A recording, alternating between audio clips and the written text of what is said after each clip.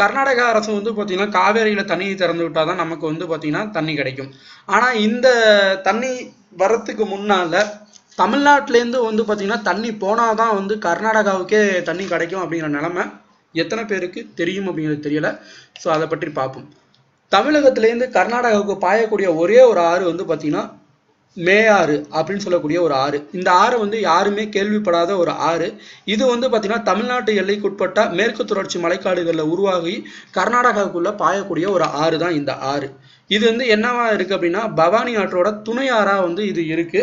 மற்ற ஆறுகளை விட வந்து பார்த்தீங்கன்னா இது ஒரு மிகப்பெரிய ஆறுன்னே நம்ம சொல்லலாம். அந்த அளவுக்கு வந்து பார்த்தீங்கன்னா தண்ணியோட வரத்து வந்து அதிகமாக இருக்கும்.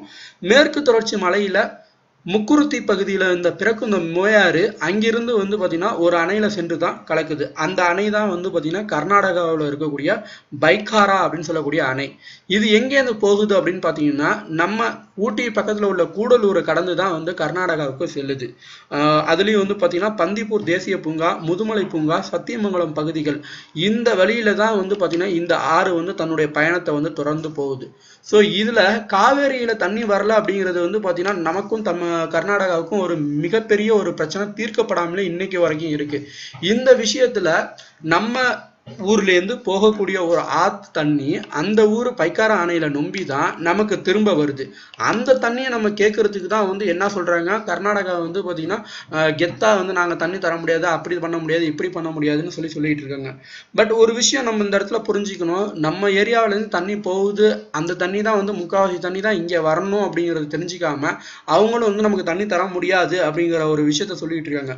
பட் நம்ம என்ன பண்ணணும் இந்த நேரத்தில் அப்படிங்கிறது தான் வந்து ரொம்ப முக்கியமான ஒரு விஷயம்.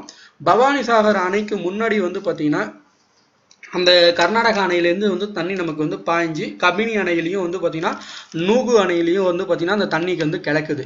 பட் நம்ம என்ன பண்ணணும் அப்படின்னா நரசிபுராவில் மறுபடியும் வந்து இந்த காவேரி வந்து பார்த்தீங்கன்னா கலக்குது. அதுக்கப்புறம் தான் ஒகேனக்கல் வழியாக வந்து தமிழகத்துக்கு தண்ணி வந்து வந்துகிட்டு இருக்கு. இதுதான் நமக்கு தெரிஞ்ச விஷயம்.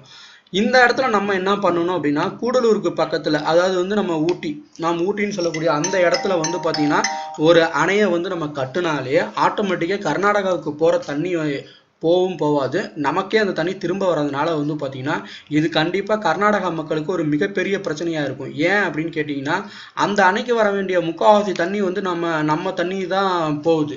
அது வந்து மேகதாது அணைக்கு வந்து எதிராக வந்து திருப்பிட்டோம் அப்படின்னா அந்த அணையிலையோ இல்லை கர்நாடகாவிட்டையோ நம்ம கையேந்தணுங்கிற நிலைமை வந்து நமக்கு வரவே வராது அப்படிங்கிறதான் உண்மை. ஸோ தமிழர்கள் அதே மாதிரி இங்கே இருக்கக்கூடிய அரசியல்வாதிகள் இவங்கெல்லாம் வந்து அரசியல் பண்ணணுங்கிறதுக்காக தான் வந்து பார்த்தீங்கன்னா கர்நாடகாவுக்கும் தமிழகத்துக்கும் வந்து தேவையில்லாத பிரச்சனை, அதுவும் நதிநீர் வழியாக வந்து பிரச்சனையை உருவாக்கிட்டு இருக்காங்க. இதற்கெல்லாம் சொல்யூஷன் அப்படின்னு சொன்னால் ஊட்டியில் வந்து நம்ம அணை கட்டுறது தான் வந்து மிகப்பெரிய சொல்யூஷன். ஊட்டியில் அந்த இடத்துல நம்ம மேயாறு இதை வந்து க்ளோஸ் பண்ணி நம்ம கட்டணும் அப்படின்னா கண்டிப்பாக அந்த தண்ணி நமக்கு வரதுனால வந்து பார்த்தீங்கன்னா கர்நாடகாவுக்கு ஒரு பக்கம் பாதிப்பாக இருந்தாலும் நம்ம தமிழ்நாட்டுக்கு அடுத்தவங்கள்ட்ட கையேந்தணுங்கிற நிலைமை வந்து பார்த்தீங்கன்னா முக்கால்வாசி வராது அப்படிங்கிறது தான் உண்மை. இந்த தண்ணியை வந்து திருப்பூறது மூலயமா வந்து பார்த்தீங்கன்னா தமிழ்நாட்டில் கிட்டத்தட்ட 14லேருந்து 17 மாவட்டங்கள் வந்து பார்த்தீங்கன்னா நீர்வளத்தில் மிகப்பெரிய அளவில் பெருசாக இதாகும் அப்படிங்கிறது தான் உண்மை. இந்த கோடை காலத்தை பயன்படுத்தி கண்டிப்பாக அந்த இடத்துல அணை கட்டினா ரொம்ப நல்லது அப்படிங்கிறது தான் மிகப்பெரிய உண்மை. இதை எந்த அளவுக்கு இந்த வீடியோவை நீங்கள் ஷேர் பண்ணுறீங்களோ அந்த அளவுக்கு தான் வந்து பார்த்தீங்கன்னா இது தமிழக அரசுக்கு உரைக்கும். இது உரைக்க தான் வந்து பார்த்தீங்கன்னா நமக்கான விஷயம் வந்து கிடைக்கும். ஸோ இனிமேலும் நம்ம தண்ணி இல்லை அப்படிங்கிறது வந்து பார்த்தீங்கன்னா நம்ம சொல்லக்கூடிய ஒரு பிச்சைக்காரத்தன்மை, அயோக்கியத்தனம் அப்படிங்கிறத நம்ம சொல்லலாம்.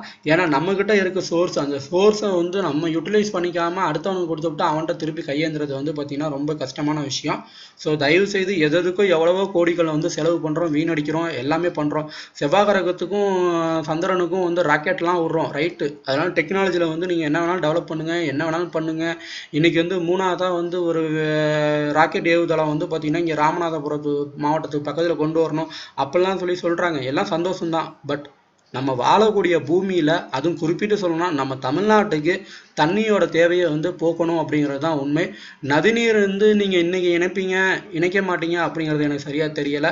ஏன்னா அதுலேயும் வந்து எல்லாத்துலேயுமே ஒரு அரசியல் இருக்கிற காரணத்தினால வந்து பார்த்திங்கன்னா அது இன்றைக்கி இந்த திட்டம் வந்து செயல்படுத்த ஆரம்பித்தாலும் 2030 அந்த ரேஞ்சில் தான் வந்து பார்த்திங்கன்னா ஓரளவுக்கு நதிகளை இணைக்கக்கூடிய வாய்ப்புகள் இருக்கும். பட் நம்ம கையிலேயே இருக்கக்கூடிய ஒரு விஷயம், மாநில அரசு கைக்குள்ளே இருக்கக்கூடிய ஒரு விஷயம், நம்ம இந்த அணையை கட்டணும் அப்படின்னா நம்ம தமிழ்நாடே வந்து வளங்கொழிக்கும் அப்படிங்கிறது தான் உண்மை. மேலும் இது போல தகவல்கள் தகவல்களுக்கு தெரிந்து கொள்ள மறக்காம நம்ம சேனலை ஷேர் மற்றும் சப்ஸ்கிரைப் செய்து கொள்ளுமாறு அன்புடனும் பண்புடனும் கேட்டு